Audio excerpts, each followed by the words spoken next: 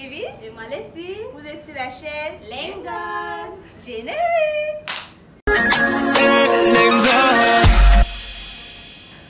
Avant tout, n'hésitez pas à vous abonner, cliquer sur la cloche de notification si vous ne l'avez pas encore fait.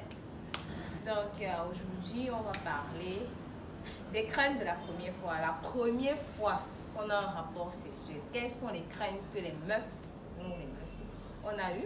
Et dire si c'est que sans vraiment des craintes, voilà, en fait. Il faut vraiment avoir peur ou c'est juste des préjugés et tout ça là. C'est juste des préjugés. Donc, on va parler des craintes des meufs. Alors le premier point, c'est la douleur. Bon, j'imagine que toutes les filles et même les mecs ont déjà entendu que ça faisait mal.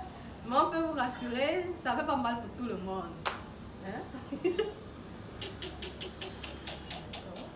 Bref, S'exprimer. bon, ça dépend de tout organisme et tout.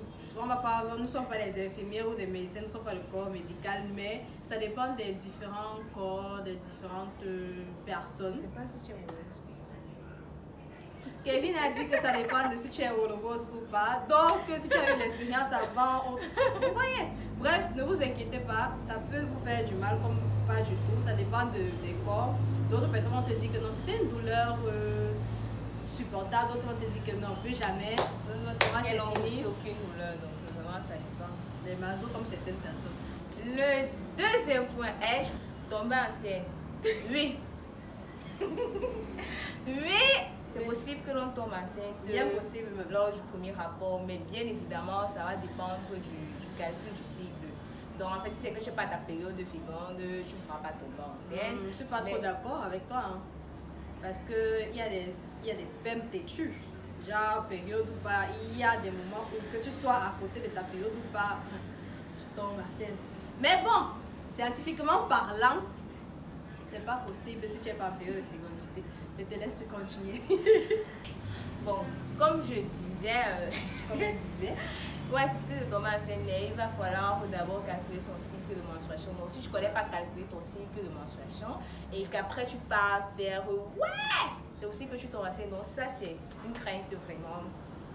Le troisième point, il y a la peur de mal s'y prendre. Oui, il y a aussi des go qui ont peur de mal s'y prendre. Elles ont peur de mal gémir. Il y a aussi, pas si...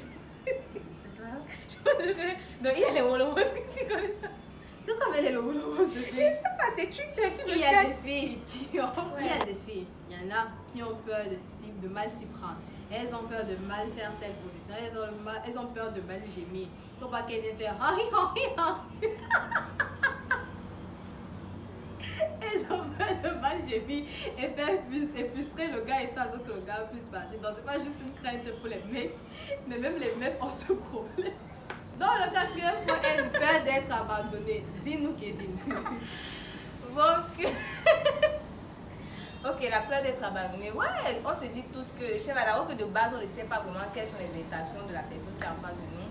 Donc, c'est vraiment une peur. Je se dis qu'après ça, si je me livre, si je lui donne ma virginité, il va me laisser, genre, il n'est que là pour ça. C'est seulement ce qu'il veut. Après ça, il va me balancer. Aller raconter, puisque c'est maintenant ce qui se fait. Pardon, le cas. Aller raconter partout dans le quartier, partout à l'école, que c'est moi qui ai eu la fille là et tout. Donc, vraiment... Encore une fois de plus, je vous exhorte à faire preuve de beaucoup de sagesse avant de vous aventurer dans le premier rapport. Le cinquième point est... Et le dernier est peur de s'édicter, c'est-à-dire peur de se dévoiler. Bon, ça c'est pour notre génération et la génération de nos parents. Parce que maintenant, de nos jours, Notre génération. Moi, je suis dans la génération qui vient là. Oh. Ah non, toi tu as pas de souci à te mettre... Ah non, ah. Bon, donc, le cinquième point.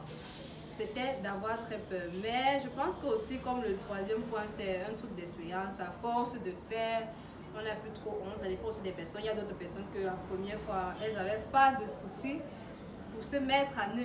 Et il y a d'autres qui avaient peur. Tu es bien assise.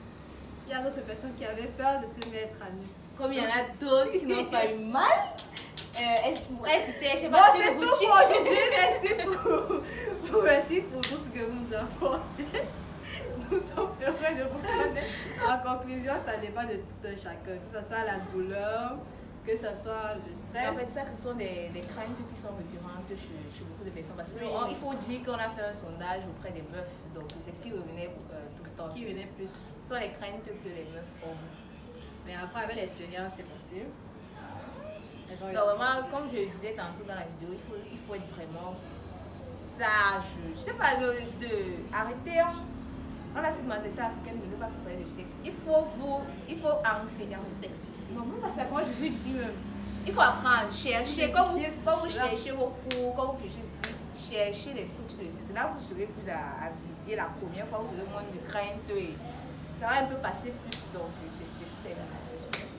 Donc, n'oublions pas que ça dépend de tout en chacun. Donc, ne stressons pas. La première fois, c'est toujours stressant. Ne vous inquiétez pas. C'est comme l'entretien d'embauche. C'est comme fumer la beuh la première fois. Tu étais dans l'entretien d'embauche, mais à force, on s'habitue. Comme fumer la beuh.